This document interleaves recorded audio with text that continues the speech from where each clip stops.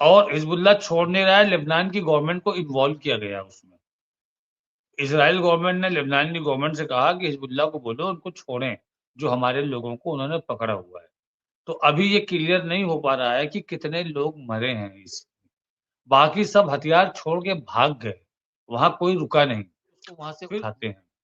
और सबसे बड़ी चीज़ जो आज की है, वो ये है कि नेतन्याहू का डोनाल्ड ट्रम्प का झूठ सिर्फ़ और सिर्फ़ 40 मिनट तक स्टैंड किया। नेतन्याहू ने जैसे ही अनाउंसमेंट किया कि हमारी बात हो रही है और हम 10 दिन के लिए इसको बढ़ा रहे हैं। उन्होंने 10 दिन बढ़ाने के लिए कहा, 40 मिनट लगा, ईरान का रिएक्शन आ गया। मार्केट 6% क्रूड ऑयल रेट 6% जो गिरा था, वो फिर उठ गया वापस, इनके मना करने के बाद। तो डोनाल्ड ट्रम्प को 2-3 एक-एक स्टेटमेंट में 2-2 3-3 फ़ायदे ले रहे हैं। 3-3 दिन, 4-4 दिन बंकर से लोग निकल नहीं पा रहे हैं बाहर। इतना इनके अंदर खौफ़-तारी है, इतना ये परेशान है, क्योंकि ईरान का, हिज़्बुल्लाह का हमला किसी भी वक़्त आ जाता है। मतलब अभी 15 मिनट पहले एक अटैक हो चुका है, 10 मिनट बाद पता चला ईरान का मिसाइल आ रहा है, फिर सायरन बज रहा है। तो इनकी हिम्मत नहीं पड़ रही है कि ये लोग वहाँ से बाहर निकलें और जो रिज़र्विस्ट हैं, वो थक गए हैं। बहुत सारे लोग छोड़ के रिज़र्व उनको रिज़र्विस्ट में नहीं जाना है, रिज़र्व फ़ोर्स में अब नहीं जाना है। उन्होंने 6-6 महीने का 2-3 टर्म दे दिया है गाज़ा में। उनको कॉल की जा रही है। वो लोग सब छोड़-छोड़ के भाग रहे हैं इज़राइल। इज़राइल छोड़ के भागने का एक रीज़न ये भी है कि हमको रिज़र्व फ़ोर्स में जाकर के अपनी जान नहीं देना है। ईरान भी एक वे आउट चाहता है। ईरान भी नहीं चाहता कि ज़्यादा रोज़ तक जंग चले और वहाँ की भी क़यादत जो है वो चाहती है कि बातचीत से मसला हल हो। और यही एक वजह है कि जो इस्लामाबाद के अंदर ईरान का सफारत खाना है, उनके सफ़ीर का भी बयान आया था कि भई हमें जो है मतलब हम जो है चाहते हैं कि नेगोशिएशन हो, लेकिन उसके लिए ईरान ने कुछ अपनी शराइत रखी हैं।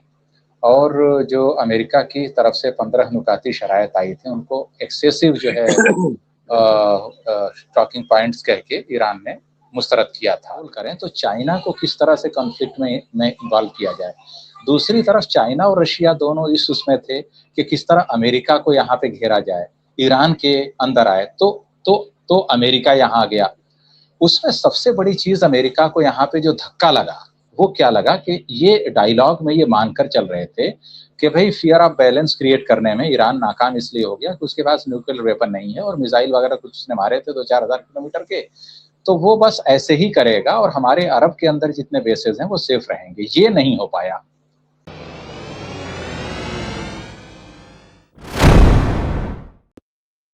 ये बिल्कुल सही है। और ये जिस तरह की सिचुएशन पैदा हो गई है, वाकई हैरान करने वाली है। और मैं हैरान हूँ हिजबुल्लाह को लेकर के। हमारे साथ जुड़ गए हैं एडवोकेट राशिद रिजवी साहब, सीनियर पॉलिटिकल एनालिस्ट हैं, माहिर तालीम, माहिर कानून, मिडिल ईस्ट पे जबरदस्त तरीके से नजर रखते हैं और स्टडी भी करते हैं। जो तमाम एजेंसीज हैं उनको भी देखते हैं कि भाई कहाँ क्या चल रहा है, और फिर पूरे चीजों का जो मजमुआ है वो जिस तरह से पेश करते हैं और एक नजरिया भी रखते हैं, वो बहुत इम्पोर्टेंट होता है।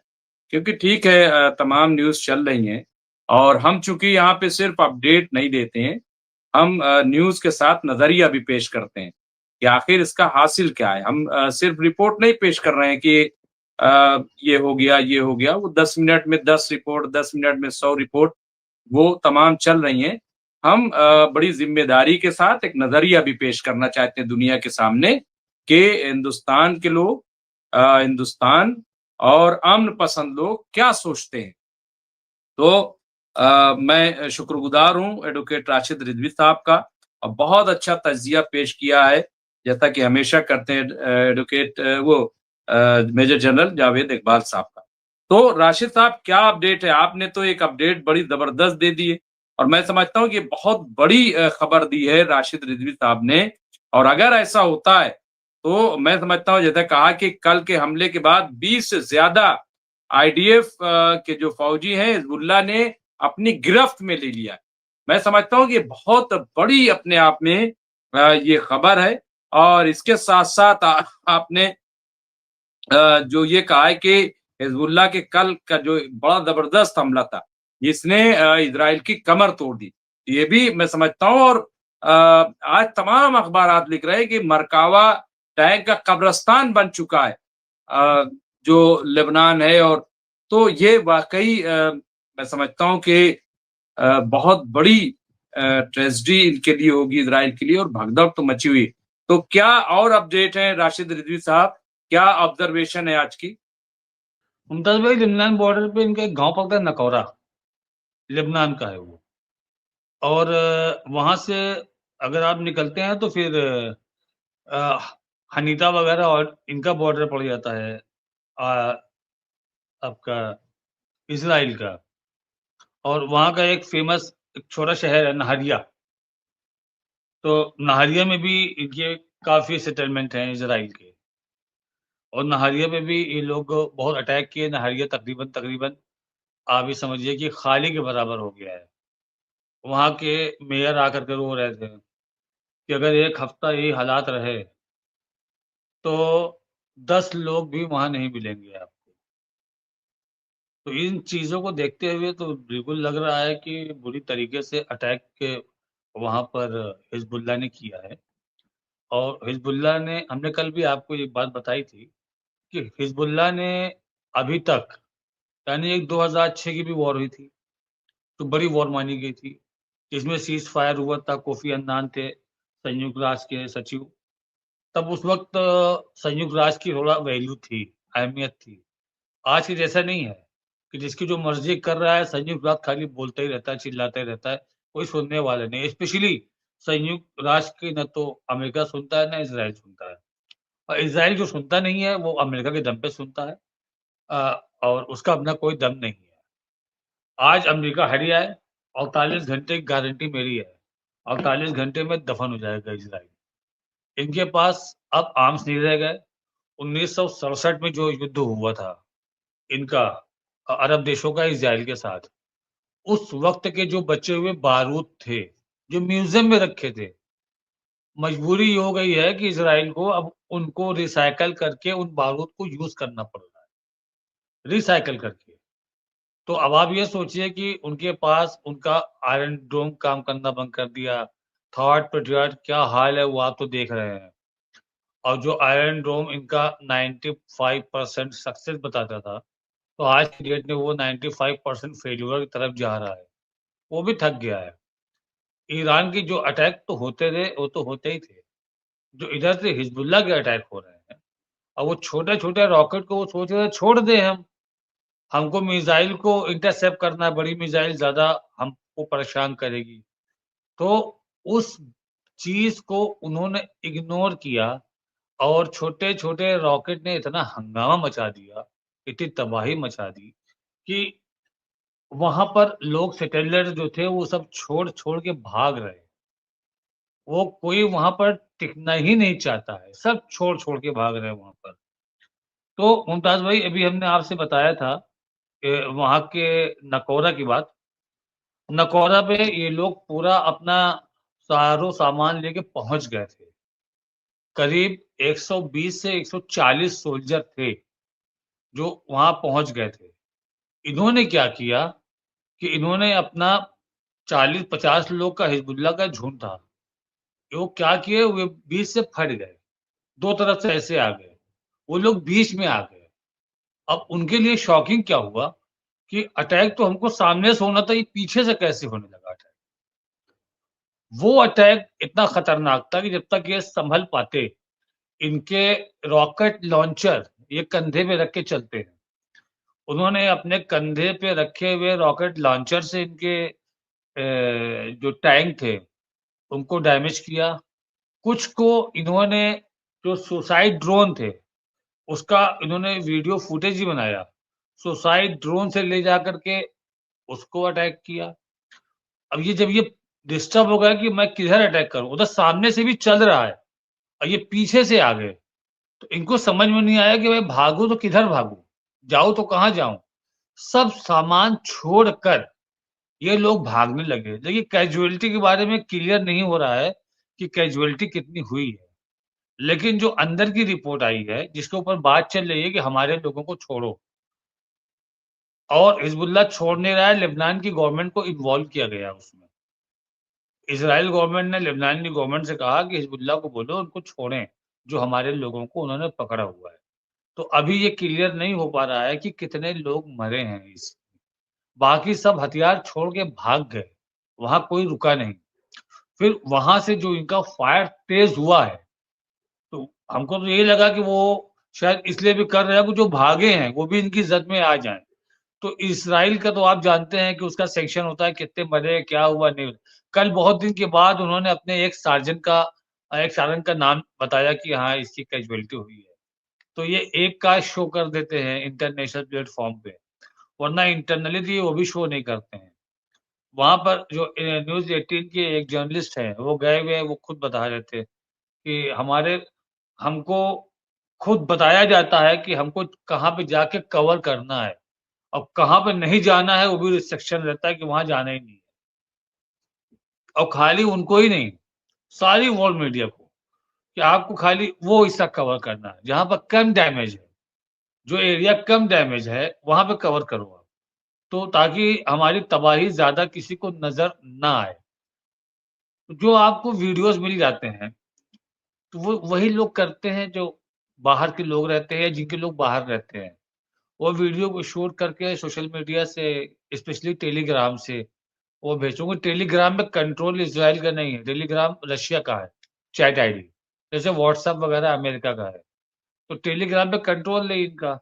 तो उन्होंने क्या किया कि अपने रिलेटिव्स को भेज दिया, देखो यहाँ ऐसा हुआ, वैसा हुआ।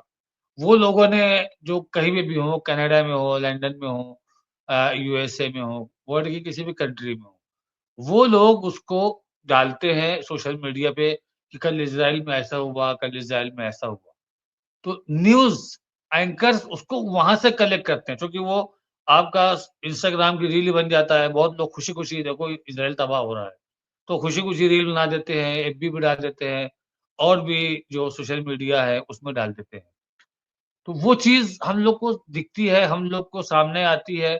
अभी आपका ही चैनल है, आप भी उठा के वीडियो डालेंगे कहीं से भी इंस्टाग्राम वगैरह से जिसमें किसी न्यूज़ पोर्टल का लोगो नहीं लगा है, आप भी डाल दोगे, कोई दिक्कत नहीं, कोई कॉपीराइट नहीं है। इसी तरह न्यूज़ मीडिया के लोग भी उसको वहाँ से उठाते हैं। और सबसे बड़ी चीज़ जो आज की है, वो ये है कि नेतन्याहू का डोनाल्ड ट्रम्प का झूठ सिर्फ़ और सिर्फ़ 40 मिनट तक स्टैंड किया। नेतन्याहू ने जैसे ही अनाउंसमेंट किया कि हमारी बात हो रही है और हम 10 दिन के लिए इसको बढ़ा रहे हैं। उन्होंने 10 दिन बढ़ाने के लिए कहा, 40 मिनट लगा, ईरान का रिएक्शन आ गया।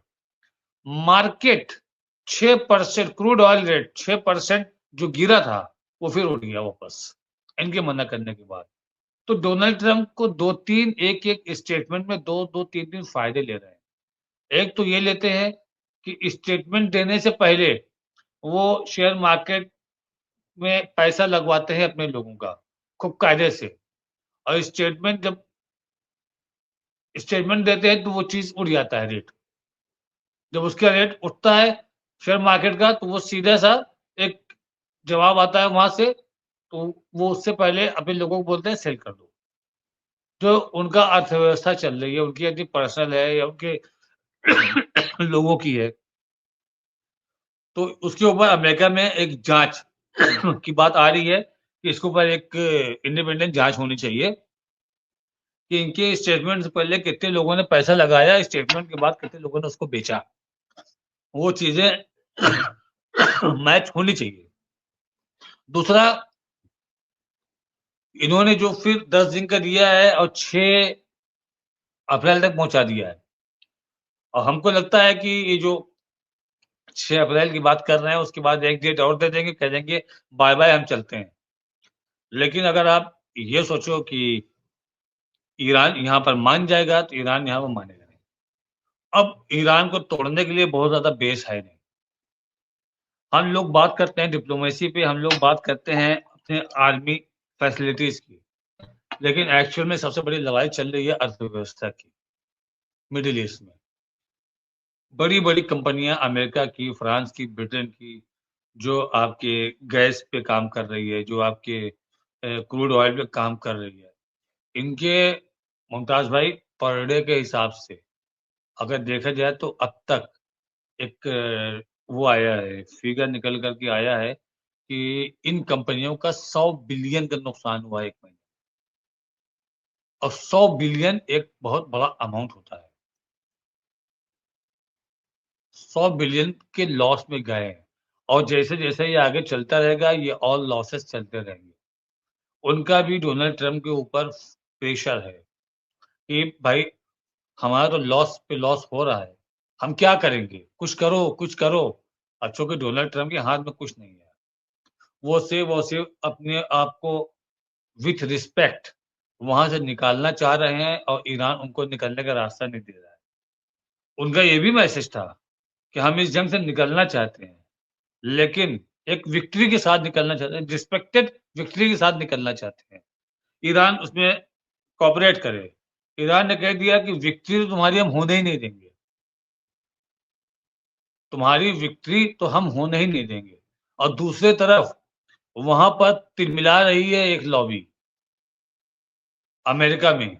यहूदी लॉबी वहाँ पे तिलमिला रही है और पूरा ज़ोर लगा के रखे हुए है कि डोनाल्ड ट्रम्प इज़राइल को अकेला ना छोड़े वहाँ पर। आज इज़राइल के पास बारूद नहीं है, पेंटागन उनको ज़्यादा बारूद अवेलेबल नहीं करा पा रहा है। गाज़ा की वजह से ब्रिटेन ने भी रोक लगा दी थी, फ्रांस ने भी रोक लगा दी थी, जर्मनी ने मतलब इन्होंने एक लिमिटेड कर दिया था। ये माँग रहे हैं, ये रो रहे हैं कि मेरे पास सोल्जर्स नहीं है। हमारे जितने भी लोग थे, वो सब बुरी तरीके से थक नहीं गए हैं, वो सब डर गए हैं। जिस हिसाब से वहाँ पर डेड बॉडीज़ आ रही हैं, ये एक डरी हुई कौम है। ये बहादुरी दिखाती है उन लोगों के ऊपर जिनके दोनों हाथ पीछे बंधे होते हैं और जिनके हाथ में लठ होता है, उनसे ये कभी लड़ नहीं सकते। 1991 में ख़ामनई साहब ने कहा था कि इज़राइल ये ज़ायोनी वो कौम होती है कि जो खाली डंडे की आवाज़ को पहचानती है। उसके अलावा प्यार, मोहब्बत इनके सामने कोई अहमियत नहीं रखते। ये 1991 में कहा था ख़ामनई साहब ने और ये वाक़ई हकीकत में निकल के सामने आ गया। आज तुम्हारे लोग रो रहे हैं, तुम्हारे लोग छोड़ के भाग रहे हैं, तुम्हारा मेयर 2-2 मेयर आकर के रो रहे हैं आँसुओं से, उनसे इल्तिजा कर रहे हैं। अब सबको इंस्ट्रक्शन दे दिया गया है कि कोई भी ऑनलाइन कुछ डालेगा नहीं। इसके ऊपर भी सैंक्शन लगा दिया जो भी अथॉरिटीज़ में है और जिसको दिक्कत हो रही है वो छोड़ के इज़राइल चला जाए। जो लोग जा रहे हैं वो तो जा ही रहे हैं। अथॉरिटीज़ को कह दिया गया है कि जिनको दिक्कत हो वो इज़राइल छोड़ के चला जाए। इनकी पूरी गवर्नमेंट, पूरी मीटिंग सब कुछ बंकर में चल रही है। 3-3 दिन, 4-4 दिन बंकर से लोग निकल नहीं पा रहे हैं बाहर। इतना इनके अंदर खौफ़-तारी है, इतना ये परेशान हैं, क्योंकि ईरान का, हिज़्बुल्लाह का हमला किसी भी वक़्त आ जाता है। मतलब अभी 15 मिनट पहले एक अटैक हो चुका है, 10 मिनट बाद पता चला ईरान का मिसाइल आ रहा है। फिर सायरन बज रहा है। तो इनकी हिम्मत नहीं पड़ रही है कि ये लोग वहाँ से बाहर निकलें। और जो रिज़र्विस्ट हैं, वो थक गए हैं। बहुत सारे लोग छोड़ के उनको रिज़र्विस्ट में नहीं जाना है, रिज़र्व फ़ोर्स में अब नहीं जाना है। उन्होंने 6-6 महीने का 2-3 टर्म दे दिया है गाज़ा में। उनको कॉल की जा रही है। वो लोग सब छोड़-छोड़ के भाग रहे हैं इज़राइल। इज़राइल छोड़ के भागने का एक रीज़न ये भी है कि हमको रिज़र्व फ़ोर्स में जाकर के अपनी जान नहीं देना है। टोटल इनके पास 70,000 रेगुलर फ़ोर्स हैं अभी, बिल्कुल। 70,000 जी। और बाकी ये रिज़र्विस्ट लेके आना चाह रहे हैं 1 लाख, वो इनको नहीं मिल रहा है। वो कहते हैं कि आप ऑर्थोडॉक्स वालों को लेकर के आओ। ऑर्थोडॉक्स वाले बोलते हैं कि हमको कॉन्स्टिट्यूशनल राइट है, हम नहीं बनेंगे रिज़र्विस्ट। तो कहते हैं जो आपके नॉर्मल यहूदी हैं, सेकुलर यहूदी हैं, वो कहते हैं कि अगर ऑर्थोडॉक्स वाले नहीं आएँगे तो हम भी नहीं आएँगे। वहाँ पर प्रोटेस्ट चल रहे हैं, वहाँ पे लाठियाँ चल रही हैं, वहाँ पर आँसू गैस से गोले छोड़े जा रहे हैं कि हमको रिज़र्विस्ट में नहीं जाना है। और नेतन्याहू की एक ही दुहाई है कि बस एक बार आ जाओ, ये आखिरी बार है। बस एक बार आ जाओ, ये आखिरी बार है। वो तो सभी जानते हैं कि ये आखिरी बार है, क्योंकि ईरान को पता है कि हमको इसी वॉर का इंतजार था, और अगर इस बार हमने इस सांप को छोड़ दिया तो ये सांप और कई मुंह लेके आ जाएगा। तो इसको तो 100% ईरान इस बार कुचलेगा, चाहे इसके पीछे दुनिया की कोई भी बड़ी ताकत खड़ी हो जाए। जी मुमताज भाई। बिल्कुल एक अच्छा तजिया एडवोकेट राशिद अजीजी साहब आपने किया, और काफी अपडेट्स भी आपने दिए जो इस वक्त की बड़ी अपडेट्स हैं, और जिस पे सबकी नजर रखी है। हसन रिजवी साहब हैं, वो जुड़ गए हैं। इसके अलावा बशीर अहमद बाबा खान हैं, एक हसनैन साहब हैं, रेशमा बानो साहिबा हैं, नसीमुद्दीन साहब हैं, तो राजा सिंह राजपूत साहब आ गए हैं। वो आते ही बेचारे लिख देते हैं कि साथियों ज्वाइन करो चैनल को, शेयर करो, लाइक करो, तो बहुत बहुत शुक्रिया। आते ही पहला काम वो यही कर देते हैं जो मैं नहीं कर पाता। अजहर साहब जुड़ गए हैं, तो हसन रिजवी एक साहब है, वो अलग दूसरे वो भी जुड़ गए हैं। बहुत सारे यहाँ पे एक हमारे जो क्या नाम है उनका, दत्त साहब है, मैं अभी बहुत आगे निकल गए। एक महतात अंजुमन शेख है, वो जुड़ गए हैं। इसी तरीके से यहाँ पे मोहम्मद जहांगीर पाशा वो जुड़ गए हैं। तो बहुत सारे लोग हमसे जुड़ गए, तबरेज आलम सिद्दीकी साहब, यादवेंद्र दत्त मिश्रा वो जुड़ गए हैं। तो सारे लोगों का मैं शुक्रिया अदा करता हूं कि आप आए। और आज एक साहब ने हमें जो है एक स्पेशल ट्वीट जो होता है, जो पैसे के साथ वो ट्वीट कह रहे हैं लाइक किया जाता है, तो वो भी एक साहब ने किया, मैं उनका भी शुक्रिया अदा करता हूं। मैं आता हूं, हमारे साथ जुड़ गए सीनियर पॉलिटिकल एनालिस्ट और सीनियर जर्नलिस्ट और मिडिल ईस्ट पे बड़ी अच्छी नजर रखने वाले अब्दुल वाहिद साहब, मैं उनका इस्तकबाल करता हूं। और मैं चाहता हूं कि वो भी अपने तौर पे कि क्या ऑब्जर्वेशन आज की है, क्या अपडेट्स वो देना चाहेंगे, क्योंकि मैं समझता हूं कि आज ज्यादातर फोकस जो हो गया, जैसे कि मेजर जनरल साहब ने शुरू किया था कि हिजबुल्लाह की आज बड़ी चर्चा है, और हिजबुल्लाह ने बड़े हमले किए। हैरानी होती है कि 100 रॉकेट मार रहे हैं साहब, मिसाइल मार रहे हैं। आप सोचिए कि हिजबुल्लाह जिसको कहा जा रहा था खत्म हो गया, तबाह हो गया, चूर चूर हो गया, सप्लाई चेन इसकी बंद हो गई, सब कुछ कहा जा रहा था, लेकिन हैरान ये कैसे लोग हैं, ये मुझसे दिखाने वाले कौम है, कहां से हो रहा है। तो क्या आपकी क्या अपडेट है कुल मिलाकर के, क्योंकि ईरान ने ये भी धमकी दे दी है कि हम दूसरा स्टेट ऑफ हुर्मुज भी बंद कर देंगे, मतलब दूसरा हुर्मुज इन द सेंस की वो बाबुल मंदब की बात कर रहे थे। जी अब्दुल वाहिद साहब। बहुत बहुत शुक्रिया मुमताज भाई, और आपके सारे ऑनरेबल पैनलिस्ट और जितने व्यूअर्स वगैरह जुड़े हुए हैं, आपसे सबको अस्सलाम वालेकुम वरहमतुल्लाहि वबरकातुहू।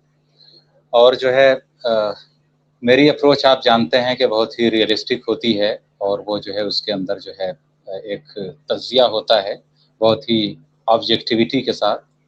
तो इस वक्त ये है कि जहाँ तक ईरान वगैरह की बात है, तो आज ईरान पर बहुत ही भयंकर स्ट्राइक की है इसराइल और अमेरिका ने, और इस्फहान वगैरह और बहुत सारे इलाकों में अराउंड 26 लोगों की शहादत की इत्तलात हैं। उसके अलावा बहुत बड़े पैमाने पर जो है वहाँ पे तकरीबन अब तक जो है जब से जंग शुरू हुई है 80,000 से ज़्यादा जो है इमलाक वगैरह को ईरान के अंदर नुकसान पहुँचा है। कुछ लोग बता रहे हैं कि शायद 1 लाख से भी ज़्यादा हो सकता है, और जो है ज़ख्मियों की तादाद भी बहुत ज़्यादा है, और ईरान के हॉस्पिटल्स वगैरह को भी इसराइल और अमेरिका निशाना बना रहे हैं। हालांकि अमेरिका की तरफ से बार बार ये बात कही जाती है कि भाई हमने पॉज दिया है। आज फिर डोनाल्ड ट्रंप ने अनाउंस किया कि हमने मज़ीद इसको जो है बढ़ाया है 6 अप्रैल तक। तो अब ये है देखने वाली बात है कि इसलिए बढ़ाते हैं ये लोग, क्या क्या होता है, ये ट्रैप है या फिर किस तरह की साजिश है।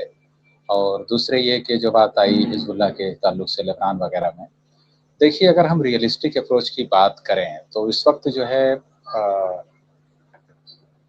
ईरान भी एक वे आउट चाहता है। ईरान भी नहीं चाहता कि ज़्यादा रोज़ तक जंग चले, और वहाँ की भी क़यादत जो है वो चाहती है कि बातचीत से मसला हल हो। और यही एक वजह है कि जो इस्लामाबाद के अंदर ईरान का सफारत खाना है, उनके सफ़ीर का भी बयान आया था कि भाई हमें जो है मतलब हम जो है चाहते हैं कि नेगोशिएशन हो, लेकिन उसके लिए ईरान ने कुछ अपनी शराइत रखी हैं। और जो अमेरिका की तरफ से 15 नुकाती शराइत आई थी, उनको एक्सेसिव जो है टॉकिंग पॉइंट्स कह के ईरान ने मुस्तरद किया था।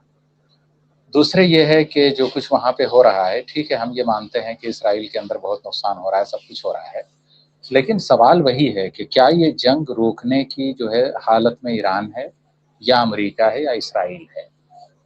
इस वक्त जो सूरत हाल है वो ये बताती है, और जो ये विजुअल वगैरह चल रहे हैं आपके स्क्रीन पर, गालिबन ये कुछ वो हैं कि जो ज़बरदस्ती वहाँ से जो है जाने की कोशिश कर रहे थे स्ट्रेट ऑफ हॉर्मुज़ से, उनको जो है ईरान ने टारगेट किया है, गालिबन ये वो है जी। तो ये बहुत अच्छी बात है कि आप अपने चैनल्स पर लेटेस्ट अपडेट वगैरह और ये सारी चीज़ें देते रहते हैं। तो आज 3 या 4 जो है कुछ इस तरह के शिप थे जो इन्होंने स्ट्रेट ऑफ हॉर्मुज़ से ज़बरदस्ती जो है जाने की कोशिश की और ईरान ने टारगेट किया। अगर मैं गलत नहीं हूँ तो गालिबन ये वही शिप हैं। बहरहाल, और उसके अलावा ईरान ने जो है उसको अब्राहम लिंकन को भी टारगेट किया है, उसके अलावा बहुत सारे।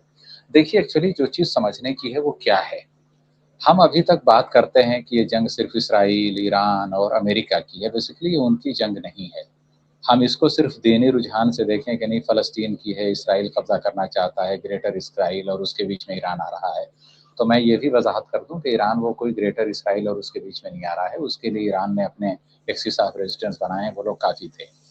बेसिकली क्या है कि अमेरिका जो है, ये साम्राज्य क़ुव्वतें जितनी हैं, ये हमेशा एक खौफ में या एक आभासी खौफ मुब्तला करती हैं। एक आर्टिफिशियल फियर जो है वो क्रिएट करके रखती हैं पूरी दुनिया के सामने, क्योंकि ये जो गवर्न की जाती हैं वो एक आर्म्स लॉबी होती है जो इनको गवर्न करती है। और इस वक्त जो ये पूरी की पूरी लॉबी है ये ज़ायनिस्ट के कंट्रोल में है। तो इनकी पूरी मईशत जो है, और जैसा कि अभी राशि साहब ने बताया, बहुत अच्छी बात थी वो, कि ट्रंप जो है वो व्हाइट हाउस में बैठकर डील करता है कि भाई आज जो है मैं ये बोलूँगा, आज मैं सीज़ फायर की ऑफ़र दूँगा या कुछ फर्दर टॉकिंग पॉइंट्स वगैरह है। उसके बाद क्या है कि भाई शेयर मार्केट थोड़ा-सा ऊपर जाएगी, तब तक तुम जो है पैसे लगाना, इतने खरीदारी करना, इतने फ़रोख्त करना। और आप देखिए कि अभी 2-4 रोज़ पहले जो है डोनाल्ड ट्रंप ने जैसे ही अनाउंस किया था कि भाई ठीक है, बातचीत होगी, इस्लामाबाद में होगी, ये सब होगी। जैसे ही ये सब बातें आईं, अचानक $100 मिलियन का फ़ायदा हो गया, और वो सारे के सारे ट्रंप के लोग थे जानने वाले। तो ये सब स्टैंडर्ड एंड पुअर्स वगैरह की जो रिपोर्ट आई थी, एक इंटरनेशनल रेटिंग एजेंसी है, उसके अलावा OECD है, फ्रांस वगैरह में बैठती है। तो ये सब जो है, तो सूरत हाल इस वक्त ये है। दूसरे ये है कि ये लड़ाई जो है बेसिकली ये चाइना की लड़ाई है। अमेरिका को पता है कि माशी तौर पर चीन बहुत आगे बढ़ रहा है, और चीन को रोकने के लिए उसको फ्रंट जो है इस वक्त ईरान है, तो वो उसको टारगेट कर रहे हैं, और टारगेट कहीं चाइना है। तो और चाइना भी ये बात मानता है। रशिया को तो उन्होंने इंगेज कर रखा है, रशिया मिलिट्रली जो है इन्वॉल्व होता है। चीन जो है पिछले 100 साल में भारत के अलावा कहीं और मिलिट्रली इन्वॉल्व नहीं हुआ है। चीन, एक लड़ाई हुई थी 62 के अंदर, जिस वक्त जवाहरलाल नेहरू थे वज़ीर आज़म, जिनके लिए बहुत सारे अच्छे अच्छे कलमात अदा किए जाते हैं मौजूदा गवर्नमेंट की तरफ से, पार्लियामेंट और बाहर भी। और दूसरी जो है अभी रिसेंटली आपने देखा डोकलाम वगैरह में हुआ, और उसके बाद जो है ये सब लद्दाख वगैरह रीजन के अंदर, जिसमें 22 जो है हमारे फौजी भारत के शहीद हुए। तो ये जो है सारी चीज़ें हैं। तो किसी बड़े कॉन्फ्लिक्ट के अंदर चीन नहीं फंसा है। चीन की क्या है स्ट्रेटजी कि वो हथियार बनाता है, सब कुछ करता है, वो माशी तौर पर अपने आप को फ्रंट उस पे जो है ला रहा है, फ्रंट फुट पे। अमेरिका इसको एक थ्रेट मानता है। और आप जानते हैं कि चाहे मोबाइल हो या फिर बहुत छोटे छोटे इक्विपमेंट्स हो, रेडियो हो, ट्रांजिस्टर हो, या और भी बहुत सारे जो चिप्स लगते हैं लैपटॉप के अंदर, इवन कोई भी आप घर में टेलीविज़न ले लीजिए, स्मार्ट टीवी, सब मेड इन चाइना है। मैक्सिमम कैमरे से लेके और हर चीज़। तो एक तरह से पूरे मार्केट के अंदर कार हो, कुछ भी हो, सस्ती सस्ती कारें, इलेक्ट्रिकल व्हीकल्स जो है, इलेक्ट्रिक व्हीकल्स, ये सब में चाइना इतना आगे बढ़ गया है। खिलौने हैं, हमारे यहाँ दिवाली के जो दिए वगैरह आते हैं, ये सारे के सारे बना रहा है वो। तो अब जो है पूरी मार्केट कैप्चर कर लिया चाइना ने। तो उसको जो है किस तरह से कंट्रोल करें, तो चाइना को किस तरह से कॉन्फ्लिक्ट में इन्वॉल्व किया जाए। दूसरी तरफ चाइना और रशिया दोनों इस उसमें थे कि किस तरह अमेरिका को यहाँ पे घेरा जाए, ईरान के अंदर आए। तो अमेरिका यहाँ आ गया। उसमें सबसे बड़ी चीज़ अमेरिका को यहाँ पे जो धक्का लगा, वो क्या लगा कि ये डायलॉग में ये मानकर चल रहे थे कि भाई फियर ऑफ बैलेंस क्रिएट करने में ईरान नाकाम इसलिए हो गया कि उसके पास न्यूक्लियर वेपन नहीं है, और मिसाइल वगैरह कुछ उसने मारे थे 2-4 हज़ार किलोमीटर के, तो वो बस ऐसे ही करेगा और हमारे अरब के अंदर जितने बेसेस हैं वो सेफ रहेंगे। ये नहीं हो पाया। एक तरह से जो लेटेस्ट रिपोर्ट है वो ये है कि 19 में से गल्फ रीजन के अंदर जो 19 बेसेस अमेरिका की 13 बिल्कुल तबाह हो चुकी हैं, और बहुत सारे कंट्री जैसे यूएई वगैरह है, कतर, कुवैत वगैरह, यहाँ के जो होटल्स हैं बड़े बड़े 5 स्टार या 3 स्टार या 4 स्टार, 3 स्टार 4 स्टार खैर इन कंट्रीज में नहीं होते, गरीब ममालिक हैं ये, तो ये 5 और 6 स्टार ही रखते हैं, यूएई वगैरह जी। तो वो जो है जी बिल्कुल, तो उनमें जो है वहां पे मूसाद और सीआईए के एजेंट्स और अमेरिका की जो मिलिट्री जो फौजें थी बेसिस पर, वो लोग वहां पे रह रहे हैं। तो इसलिए ईरान उनको टारगेट करता है, और ईरान पर आरोप लगता है क्या कि भाई ईरान जो है सिविलियन उसको जो है इंस्टॉलेशंस को टारगेट कर रहा है। वो सिविलियन इंस्टॉलेशंस नहीं है, वो बहुत ही प्रिसाइज अटैक है। तो चाइना वगैरह, रशिया वगैरह सारे मिलकर के ईरान को सपोर्ट कर रहे हैं, क्योंकि उनको मालूम है कि टारगेट पे कौन है इस वक्त। दूसरे ये है कि ईरानियन गवर्नमेंट अगर बातचीत करना भी चाहेगी तो ईरानियन गवर्नमेंट नहीं कर पाएगी बातचीत, क्योंकि ईरान की आवाम सड़क पर है, वो नहीं चाहते कि बातचीत हो। उनको 3-3 बार डसा गया है, और हुजूर ने फरमाया है कि मोमिन एक ही सुराग से बार बार नहीं डसा जाता। और ईरान जो इस वक्त पेश कर रहा है वो ये दिखा रहा है कि उसकी कैपेबिलिटीज क्या है। वो सिर्फ रशिया और चाइना पर ही निर्भर नहीं है, उसने अपने मिसाइल वगैरह सारे डेवलप किए हैं। वो तो चाइना और रशिया मदद कर रहे हैं कि भाई ये आखिरी हिसार है मिडिल ईस्ट के अंदर, कहीं ये जो है अगर फॉल हो गया तो फिर क्या होगा उनका। तो ये जो है इस तरह की है सिनेरियो इस वक्त। और अभी आप देखिए, जो लोग ये समझ रहे थे कि भाई अरब ममालिक, क्योंकि अभी जीसीसी की मीटिंग चल रही है, गल्फ कॉपरेशन काउंसिल की, पूरी दुनिया जानती है नशिस्तंद, गुफ्तंद, बर्खास्तंद, इसके अलावा कुछ नहीं होता इन लोगों के पास। एक और बहुत ही कड़ी निंदा वाला या और कठोर निंदा वाला प्रस्ताव पारित होगा ईरान के खिलाफ, क्योंकि इनसे वो जो बच्चे मारे गए थे 180 के आसपास अमेरिकन स्ट्राइक में ईरान के एलिमेंट्री स्कूल पर, तो उसकी जो है मजम्मत नहीं हो पाई इन अरब ममालिक से। और जो है जब खामनेई साहब को एसेसिनेट किया गया तब भी नहीं हो पाई मजम्मत इनकी। और जब जो है उसको उठा लिया उसके घर से वेनेजुएला के प्रेसिडेंट को, तब भी नहीं हुआ इन लोगों से कुछ। तो ये लोग ऐसे ही हैं। तो ईरान की इनकी मजम्मत वगैरह करने से कुछ नहीं हो रहा है, ग्राउंड रियलिटीज में बदल दी। असल मसला ईरानियन गवर्नमेंट का क्या है कि अगर वो बातचीत के टेबल पर आना भी चाहेगी तो ईरान की आवाम नहीं आने देंगे, और उनको ये बात मालूम है। और अभी जो अमेरिका पाकिस्तान की जो एम्बेसी है तेहरान में, वही फुल फ्लेज काम कर रही है। तो आज इसराइल का कोई मिसाइल उसके आसपास गिरा है तो शायद पाकिस्तान की भी वार्निंग आई है, शायद नहीं, बिल्कुल श्योर हूं मैं, पाकिस्तान की वार्निंग आई है कि हमें इसराइल कतर न समझे। अगर हमारे एम्बेसी को टारगेट किया गया तो हम इसराइल को बिल्कुल सही जवाब देंगे। तो जाहिर सी बात है कि भाई पाकिस्तान एक न्यूक्लियर कैपेबल कंट्री है, तो वो इसराइल कम से कम इतनी बड़ी भूल नहीं करेगा कि वो पाकिस्तान के किसी सिफारतखाने को निशाना बनाए। तो ये जो है सूरत हाल है इस वक्त। जी मुमताज।